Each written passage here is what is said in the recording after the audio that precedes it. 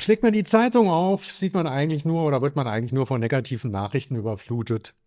Nichtsdestotrotz muss man als Unternehmen sich damit auseinandersetzen und in die nächsten Jahre schauen oder die nächsten Jahre in irgendeiner Form vorplanen. Das heißt, man muss sich irgendwie verändern oder man sagt, hey, es läuft doch, warum müssen wir überhaupt was verändern? Und das ist das, worüber wir heute mal sprechen wollen, wie wir mit dieser Situation umgehen. Freue mich. Herzlich willkommen zum Weekly Talk, dem Videopodcast der Inosoft AG. Also man könnte jetzt einfach mitjammern und sagen, die Situation ist so schlecht, alles ist irgendwie dramatisch, die Rahmenbedingungen passen nicht, die Kunden brechen weg. Ist eigentlich einfach. Ich sehe das ja wie du, dass man hört Nachrichten und man wartet immer drauf, wann kommen endlich mal gute Nachrichten. Ne? Heute Morgen in Nachrichten kam, dass Infineon hat ein neues Werk aufgemacht. 30 Milliarden hat es gekostet und die sind 3 Monate vor Plan fertig geworden. Nein, Und das ist so eine gute Nachricht, oder? das ist wirklich eine gute Nachricht. Heißt das jetzt, dass diese Nachricht untergegangen ist in dem Schwall an negativen Nachrichten? Oder manche Nachrichten werden ja irgendwie so, Ja. wie soll man, ausgeblendet, weil sie nicht zum Gesamtbild passen? Oder hat man die selber ausgeblendet? Das ist ja irgendwie schon eine interessante Frage. Aber das stimmt natürlich, weil 90% aller Nachrichten, Wirtschaft und andere Nachrichten sind gefühlt aktuell negativ. So, und wenn du dann ans eigene Unternehmen denkst, wenn du an die eigene Auftragslage denkst, wenn du jetzt aktuell einen Auftragspolster hast, dann und fragst dich dann, okay, hat das dann jetzt Auswirkungen auf uns? Wie gehen wir damit um? Müssen wir damit umgehen? Und das ist ja schon so eine erste Grundlage, wo man sich überlegt, ist man überhaupt gut aufgestellt? Muss man sich verändern und bleibt alles so, wie es ist? Ja. Oder bleibt alles so, wie es ist? So. Ja, du hattest mal im Vorgespräch so ein Beispiel mit dem Dach. Wie war das? Wie geht das? Habe ich aufgeschrieben. Gestalten heißt nicht, auf besseres Wetter zu warten. Das heißt, das Dach zu reparieren, solange die Sonne scheint. Gut. Abgesehen davon, dass es ein bisschen kitschig klingt, habe ich mir da auch nochmal Gedanken drüber gemacht und ich denke, ich will nicht sagen, stimmt nicht, aber es passt für mich nicht so ganz, weil das, was du in dem Beispiel beschreibst, ist wie wenn ich Auto fahre und ich muss tanken. Das sind einfach, Also das Normale meinst du? ja, das gibt's ist die normale Prozesse. Maintenance und es hat nichts damit zu tun, das ist genau das mit Augen zu und durch, weil es läuft ja, also optimiere ich ein bisschen hier und mache ein bisschen hier. Es ist ein weiter so, ne? Weil natürlich muss ich das Dach reparieren und ich muss auch Luft in meine Autos, in meine Reifen machen und so weiter. Aber das Interessante ist ja, worüber wir ja heute sprechen wollen, ist als Mittelständler, wie wir es zum Beispiel sind, wann muss ich Veränderungen machen? Was für Veränderungen muss ich machen? Die sind erstmal immer krass einschneidend und man sieht das Ergebnis ja erst ein paar Jahre später. Weil das Dachbeispiel mehr so in die Richtung geht, so ein Dach, so eine komplette Sanierung kostet viel Geld. Und dann, wenn es mir gut geht und ich sehe, das Dach kommt in die Jahre, dann saniere ich es und fange nicht an, wenn die ersten Löcher sich bilden, dann irgendwie zu kitten, sondern wenn ich Geld habe, dann mache ich es in dem Moment. Wenn es mir insgesamt schlechter geht und das Dach geht kaputt, dann habe ich ein Problem. Und das ist eigentlich das Bild, was darüber transportiert werden soll. Ja, ich verstehe. Also so aus dieser Sicht, wenn es mir gut geht, wenn ich die vollen Auftragsbücher habe, denke ich dann darüber nach, ob ich in 5 Jahren noch volle Auftragsbücher habe und sage, ja klar, es läuft ja jetzt gut, also läuft es auch in 5 Jahren gut. Oder denke ich jetzt drüber nach, was könnte passieren, wie stelle ich mich auf andere Zeiten ein? Tun wir das? Also die These war ja immer, die wir im Vorgespräch auch hatten, wir gestalten. Aber deine Gegenthese war, naja, wir gestalten eigentlich nur so weit, wie der Markt uns gestaltet. Und das, was wir als Gestalten bezeichnen, ist eigentlich immer nur eine Reaktion auf den Markt. Ja, also wir hatten es ja auch schon öfter in so ein paar alten Folgen, dass wir uns wie so ein Speedboot bezeichnen, dass wir auch immer gesagt haben, wir sind zu klein, um den Markt zu beeinflussen. Absolut. Die Marktlage ändert sich und eine unserer Fähigkeiten ist, dass wir uns relativ schnell anpassen können. Weil Stimmt. wir stellen keine Hardware her, wir haben also keine Produktionsanlagen in dem Sinne. Wir haben Menschen, die wir in eine Richtung bringen können und wenn sich heute der Markt weg von, keine Ahnung, von einer großen Technologie zu der nächsten bewegen, dann sind wir in der Lage, uns anzupassen.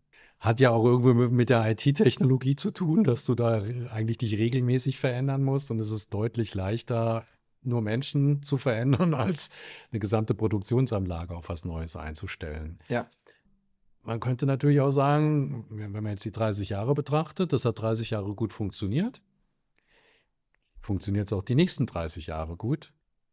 Falls ja, brauche ich nichts verändern. Falls nein, wann ist dann der Moment, dass ich was verändern muss?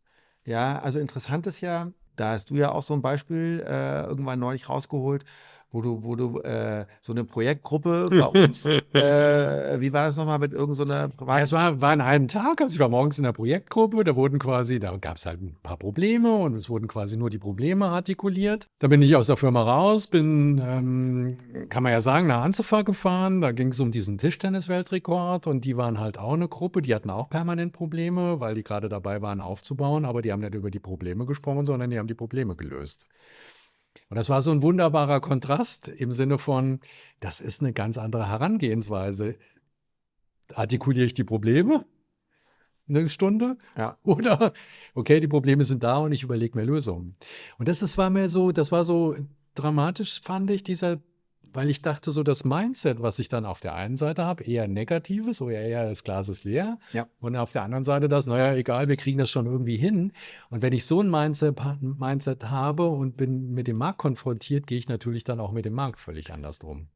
So. Ja, das stimmt natürlich, aber Anzifa war doch irgendwie so eine 500-Jahr-Feier. Ja, egal. Ja, aber das Ding ist doch, das war für die was komplett Besonderes. Ja. Das heißt, die sind morgens aufgewacht, waren Ja. motiviert bis unter die Haarspitzen. ja. Unsere Projektgruppe, die du da angesprochen hast, ne, die existiert seit 15 Jahren. Die machen jede Woche dieses Meeting. Und dann dann ist die Frage, wie du jetzt da mit Problemen umgehst. Ja, aber beschreib das Problem, genau. Also es geht ja nicht darum, das so zu machen, wie man es die letzten 30 Jahre gemacht hat, sondern zu sagen, wir haben das Problem und es löst sich jetzt nicht, weil wir das Problem weiter beschreiben, sondern wie sehen die Lösungen aus? Und ich fand, das kann man irgendwie auch auf Deutschland übertragen. Wir haben permanent irgendwie Probleme, aber nirgends entsteht so eine Lust. Lasst uns mal wir haben jetzt bei Rand gesehen, haben wir über die Nationalmannschaft gesprochen. Die Nationalmannschaft war irgendwie ein Abbild von Deutschland, so begeisterungsemotionslos. Und das ist doch so eine grundsätzliche Frage, wenn ich insgesamt anders aufgestellt bin, mich an den Markt anpassen kann, Ja. kann mir der Markt dann irgendetwas oder kann ich dann sagen, naja, komm, wir stellen uns ein, wir sind entsprechend offen, wir kommen damit klar. Ja, ich verstehe. Das Kodak-Beispiel kennt ja irgendwie jeder. Die sind inzwischen vom Markt verschwunden, hatten aber damals 1975 eine irre große Marktposition. Und dann haben sie das Digitalgeschäft mehr oder weniger oder die Digitalfotografie im eigenen Labor erfunden. Aber das normale Fotogeschäft war so erfolgreich, dass man gesagt hat, naja, das Digitalding, das wird nie was. Warum hat man nicht gesagt, hey, wir haben da jetzt, und man wirft es auf den Markt und guckt einfach, was daraus entsteht. Und das meint auch einfach ein offenerer Umgang mit dieser ganzen Thematik. Ist halt auch riskant. Überleg mal, was es bedeutet, du bist Weltmarktführer Ja. und dann läuft alles mega. In der Zeit war ja nicht abzusehen, dass irgendwann alles digital wird. Nee, natürlich nicht. Aber das ist doch der Markt. Also wenn ich das am grünen Tisch entscheide, wenn ich am grünen Tisch meine Probleme versuche zu lösen oder zu besprechen, wo ist die Lösung? Man kann doch den Markt dann darüber befinden lassen. Und jetzt gibt es sie nicht mehr. Also insofern, klar, im Nachhinein weiß man es immer besser, aber ich finde, lange Rede, kurzer Sinn, es geht ja insgesamt eigentlich darum, wie kann man aus so einer negativen Grundstimmung, die im Umfeld besteht, etwas erzeugen, was einen selber positiver stimmt und gestaltend, zukunftsorientierter nach vorne blicken lässt. Ja, also ich verstehe. Also es geht eigentlich viel um dieses Mindset, Glaube ich schon. um dieses Ja. Motivationsding. Wenn wir jetzt auf unsere Firma gucken, wir brauchen kreative Köpfe. Wir brauchen Leute, die dann hingehen und sagen, nee, ich habe eine andere Idee, lass mal ausprobieren. Also das ist unser wichtigstes Asset, um in den nächsten Jahren auch erfolgreich zu sein. Ne? Lustigerweise, das haben wir jetzt wirklich nicht abgesprochen. Also ich habe mir mal eine Liste zusammengestellt von Sachen, von Dingen, von Aktionen, die wir als Firma durchgeführt haben, ist bestimmt längst nicht vollständig. Und da würde ich dich mal bitten, ich habe sozusagen jeweils eine Kategorie von -10 bis +10. Und -10 bedeutet, es hat einfach nicht funktioniert. Und +10 ist Nicht etwas. abgesprochen. +10 heißt einfach so, also, was wir immer schon gemacht haben, ist wir hatten eigene Produktideen, Ja. die wir dann versucht haben, am Markt zu platzieren, würdest du sagen, hat uns, also es geht jetzt gar nicht darum, ob das so erfolgreich war oder nicht. Es geht mehr jetzt um unser Thema im Sinne von fit bleiben, bringt uns nach vorne und so weiter. Also die eigenen Produktideen. Also wenn man, sagen wir mal, wenn man es tatsächlich vom Erfolg im Sinne von Umsatz, war das alles ein Flop, hat alles sehr viel Geld gekostet, hat uns aber, finde ich, einerseits von der inneren Einstellung, sich einfach mit so einem Thema und dem Markt zu beschäftigen, immer ein Stück weitergebracht. Das hat den Kollegen immer einen gewissen Spirit gebracht, weil es neue Technologien, also ich glaube schon, dass das gut war und würde ich eine 8 geben. Eine 8, sehr gut. Ich habe +3. Oh. Ja, ich weiß schon, aber ich habe es nicht so erfolgreich drin gehabt. Wir haben bei uns mehr oder weniger 2 große Abteilungen. Dann haben wir irgendwann, das waren die Entwickler und die Berater, und dann irgendwann vor 15 Jahren haben wir gesagt, wir müssen mehr Verzahnung, die müssen nicht mehr im eigenen Saft schmoren. Ne? Also das Thema, wir bringen die Gruppen zusammen. Wie beurteilst du das? Das war großartig. Das war ja tatsächlich auch von außen ein bisschen getrieben. Da hatten wir ein externes Beraterteam im Haus. Würde ich auch eine 8 geben. Alles klar, habe ich +6. Wir machen regelmäßig Klausurtagungen, ne? Mit der ersten und zweiten Führungsebene. Wie würdest du die beurteilen? Würde ich auch eine 8 geben, weil da kommt oft nichts bei raus. Also im Sinne von, dass man jetzt sagt, hey, wir haben einen 10-Punkte-Plan, aber allein das Reden, das Zusammensitzen, das außerhalb der Projektsituation sich mal mit strategischen Themen auseinanderzusetzen, finde ich immer gut. Ja, ich habe dem +7 gegeben, weil alle Themen, die uns disruptiv durcheinandergewürfelt haben, haben wir dort beschlossen. Das stimmt. Wir haben unseren Fokus verändert. Ja. Ne, im Sinne von einem allgemeinen Dienstleister, der hin zu, wir nennen es intern manchmal Pharma-IT, aber ist noch relativ frisch, obwohl wir schon länger tun, aber sozusagen das Label, was wir uns da aufgesetzt haben, was würdest du uns da geben? Das ist eine gute Frage, weil es ist eine Wette auf die Zukunft. Ne, das ist genau der Punkt, wo man jetzt so sagt, naja, es geht uns gut, wir haben die 30 Jahre gut mit Technologie operiert, es kann auch die nächsten 30 Jahre. Jetzt setzen wir was oben drauf, jetzt müssen die Kollegen sich weiterentwickeln. Also neben der Projektbelastung, und ob sich das auszahlt, wird sich erst in 1, 2 Jahren zeigen. Also insofern muss ich eine 0 geben, keine Ahnung. Kann in die Hose gehen, dass wir viel Zeit investieren, aber in einem Jahr noch das Gleiche machen wie jetzt und technologiegetrieben sind. Es kann aber auch ins Positive laufen, dass wir ganz andere Auftragssituationen, Auftragsfelder bedienen können. Ich habe das deutlich positiver konnotiert, weil ich denke, es war irgendwie so ein Ruck, der in so eine Richtung gegangen ist. Unter dem Punkt intern, dass wir irgendwie, wir haben so einen Platz, wo wir ein bisschen mehr hingehören, und das finde ich so rein stimmungsmäßig auf jeden Fall total positiv. Wir haben bei uns eine 3. Abteilung, das ist die Innovation Unit. Die nur Geld kostet. Die nur Geld kostet. Also da das mein Steckenpferd ist, gebe ich da natürlich eine 10. Ne? Das ist ja Hammer. Sorgt die dafür, dass gute Stimmung ist, dass wir wirkliche Innovationen haben, die uns weiterbringen? Bitte um eine kurze Antwort. Zweigeteilt, intern vielleicht nicht immer, weil die Kollegen in der Innovationsgruppe machen natürlich auch immer spannende Sachen und können sich quasi irgendwie im Paradies bewegen. Und nach außen hat es immer so einen Leuchtturmeffekt. Ob das jetzt ein Kilian ist oder was auch immer, da kann man schon eine gewisse Aufmerksamkeit mit erzeugen. Das ist interessanter, als zu sagen, das ist ein IT-Dienstleister oder jemand, der Pharma-IT-Erfahrung hat. Ja, wir haben eine größere Reorg hinter uns, wo wir vor allem die Teamleiter in eine viel, anspruchsvoll passt nicht, aber viel mehr verantwortungsvollere Rolle gebracht haben. Und dass wir die Leute, die quasi sowieso schon viel Personalverantwortung hatten, die haben wir komplett in so eine Strategieabteilung, weil wir denken, Strategie ist wichtig, gepackt so.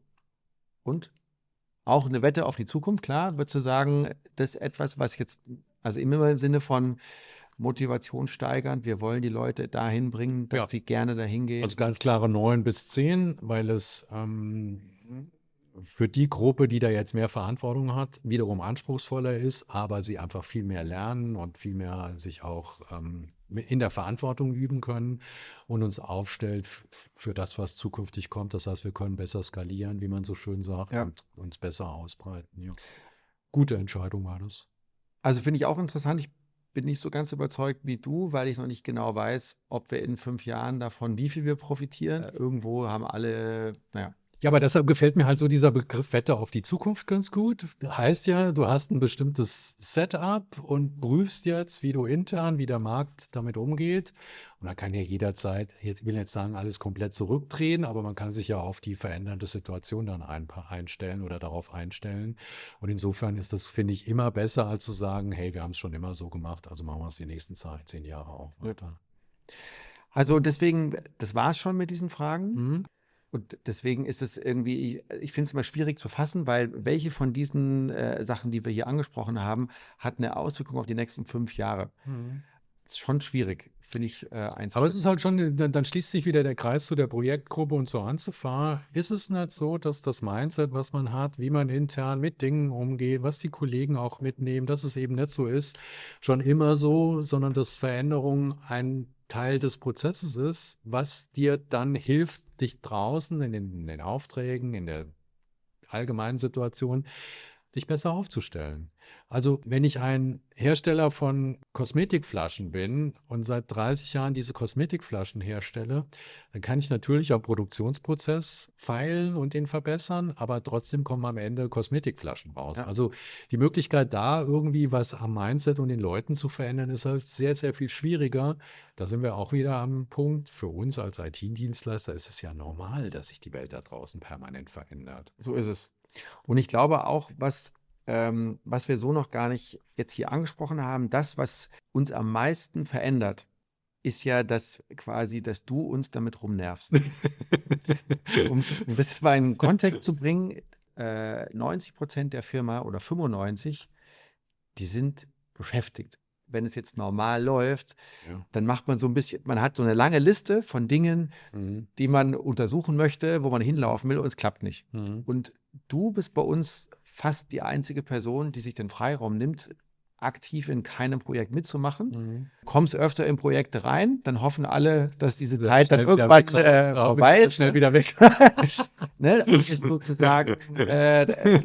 Und dann ist es so, wir alle sind quasi prima beschäftigt und es läuft alles gut und dann kommst du mit kritischen Fragen, wo man dann irgendwo so, und diese Fragen haben in 80% immer irgendwas damit zu tun, dass sie anstrengend sind, ne? Weil immer, da folgt ja irgendwas draus.